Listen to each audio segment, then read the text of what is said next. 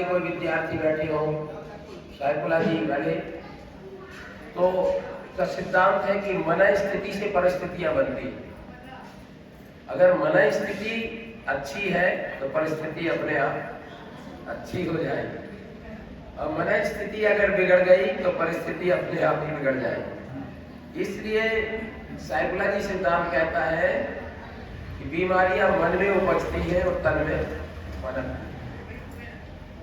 अगर मन रोगी है तो शरीर में थोड़ी सी बीमारी है तो ज्यादा रोगी हो जाएगा, और जिसका मन स्वस्थ है बीमारी आए भी तो जल्दी उस विदाई ले जाएगा, जल्दी विदाई ले जाएगा।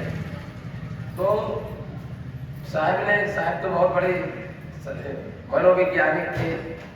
मन के हारे हार है, मन के जीते जीत, और पार ब्रह्म को पाइए मन की।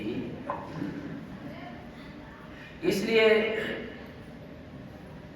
मन को अच्छा रखने के लिए पूजा पाठ की चित्त शुद्धि के आप प्रतिदिन अगरबत्ती लगाते, चंदन लगाते हैं, प्रार्थना करते, आरती करते हैं, केवल इससे आत्मज्ञानी नहीं बन जाते।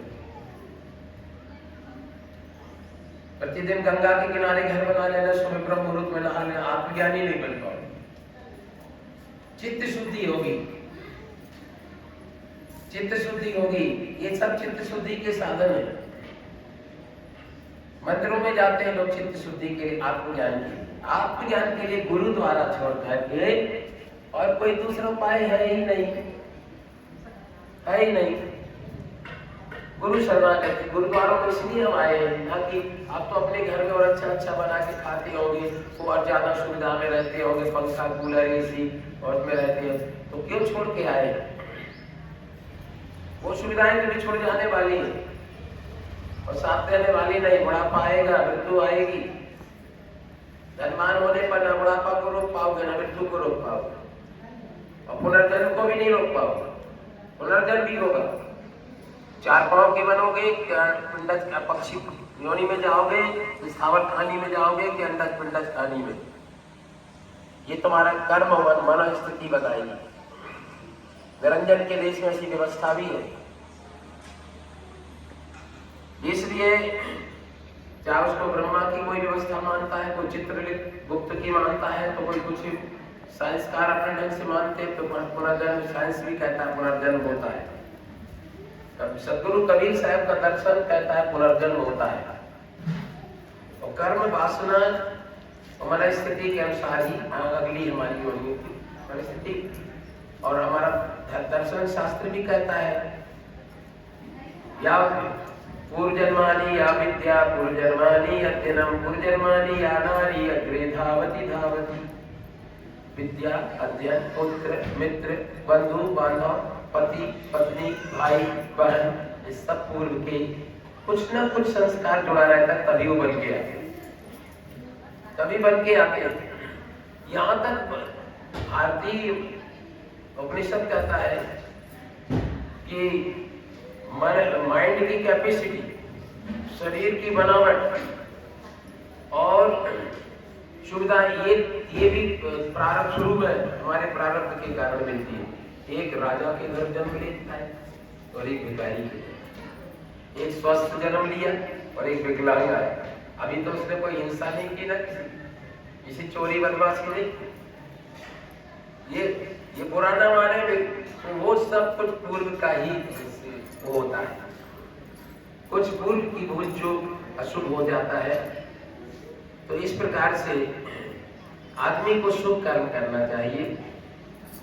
और यदि अज्ञान अवस्था में भूल हो भी जाए, अज्ञान अवस्था में कोई भूल हो भी जाए, तो गिलानी मत करते,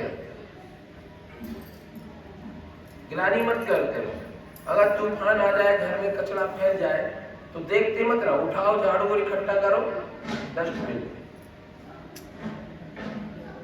तो उसमें हम गिलानी ना करके उसको सफाई कर डालें और झाड़ू डालो, अंगना बहारू डालो। इसके ये मनोरंजन नहीं होते हैं, इसके पीछे बहुत बड़ा संदेश है। और जो भी हम भजन सुनते हैं, साखी सुनते हैं या कोई प्रवचन देते हो, एक एक शब्द बिल्कुल दिमाग में क्रांति आ जाना चाहिए। ऐसा नहीं क्यों तो बज रहा है बाजा, कहीं भी किसी के यहाँ भी साहब की साखी बज रही है, अमृतवाणी भजन चल रहे हैं, आपके दिमाग में भी वो चल अर्थ भी समझने की चीज था, बिल्कुल हरदम बरकरार रखें।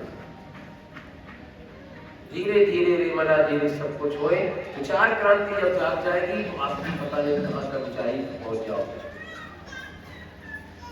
ऐसा ना समझे संगीत पर भले ध्यान ना दो, शब्द पर ध्यान दो, संगीत पर ध्यान मत दो, परंतु शब्द पर ध्यान दो। शब्द विवेकी बनना है। और तो जब हमारी मन स्थिति अच्छी होती तो परिस्थितियां अपने आप बनने लगती हैं और व्यक्ति को अपनी सच्चाई को बताने की जरूरत नहीं। आज नहीं तो कल लोग समझेंगे, काल नहीं समझ पाते तो आज नहीं तो कल समझेंगे। और कोई यदि आप सेवा करते हैं तो उसकी भी बताने की जरूरत नहीं है, वो तो लोग निश्चित ही उसका मूल्य मिलेगा और निश्चित ही। तो इसलिए सेवा से सत्पात्र बनता है और सत्संग से व्यक्ति महान बनता है। तो हमारे कबीर पंथ में तीर्थ यदि सबसे बड़ा तीर्थ है तो केवल केवल है सत्संग।